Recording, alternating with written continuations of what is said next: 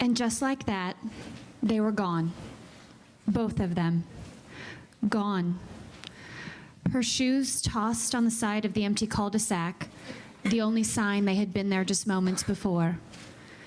It was too quiet. Neighbors' garages closed. Delaney? Cooper? Nothing.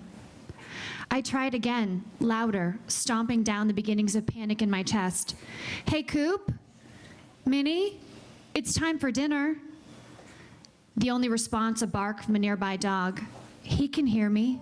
Why can't they? I shook my head to push the fear away. This isn't how this happens, thought every mother who ever lost a child. They never go anywhere without telling me. Never. They must be in the backyard. Quickly, I run through the house, eyes scan left to right, right to left. Nothing. It's still too quiet. The oven dings to remind me dinner is ready. The rice continues to simmer. The vegetables need to be sautéed. Not now. I need reinforcement. I run upstairs to grab Jeff from his office. I burst in as he's on the phone. Can you help me find the kids? They're supposed to be in the cul-de-sac right in front of the house, and they aren't there. He nods, continues to smile into the phone. My panic isn't registering, or if it is, he thinks I'm overreacting, not realizing I've already been outside. I've already looked, and I can't find them. I resist the urge to trail him as he walks out the door, still chuckling into the phone. If I can act like things are just fine, they will be.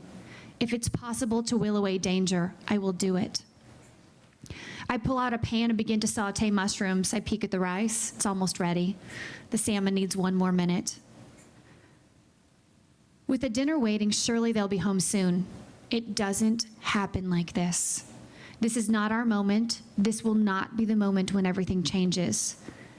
Busy hands, overactive imagination. 2 minutes, 4 minutes, 7 minutes, nothing. I text him, have you found them yet? 8 minutes, 9 minutes. The door flies open. D, you really don't have them? I can't find them. The fear now has him too. I went up and down the street. I called their names. They aren't answering. And her shoes are just there on the side of the road. I know. And like that, we're out the door together, dinner on the stove, in the oven, left. Our only hope is they've gone inside a neighbor's home. For a moment, we stand in the center of the cul-de-sac, the one where they've learned to ride their bikes, hit a fastball, and play tag. The what-ifs are squeezing the air from our lungs like a boa constrictor grabbing its prey. We start knocking. We hold our breaths until the door is answered. Our eyes ask the question our tongues can't seem to get out. Yes. Yes.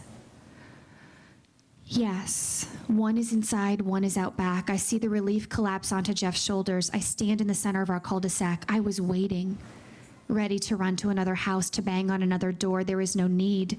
But I can't stand there and wait for them. I will lose it. I walk home, past her empty shoes, still sitting alone on the side of the street, into my kitchen, back to my over-sauteed mushrooms. I breathe. They're safe. I knew they would be, right? Right? But what happens when right is wrong? I don't want that day to come. In the past, I've talked about my tendency to be paranoid about allowing my kids outside alone, and I've been mocked and called names, all because I was nervous about allowing my young children outside in an unfenced area without adult supervision. I've been accused of stifling their independence. I've been told by perfect strangers they'll need therapy because of me. Jeff has always fallen on the more lenient side, comfortable with them outside without us. This was the first year I gave in, and until today I was moderately okay with it. They would go out, I would watch them through my window, working as they played, but tonight I was also in the kitchen without a full view of them playing. My checking was every few minutes, and one of those times they were suddenly gone, vanished. You now know the rest of the story. I promised not to ground my small people until prom. The sweet things that they are, they were equally as upset at the notion of having caused us such alarm. They were, quote, having too much fun, and just forgot to tell us they were heading to the neighbors. They say they won't be doing that again. Since I won't be letting them out of my sight until they're 25, I don't imagine that will be a problem.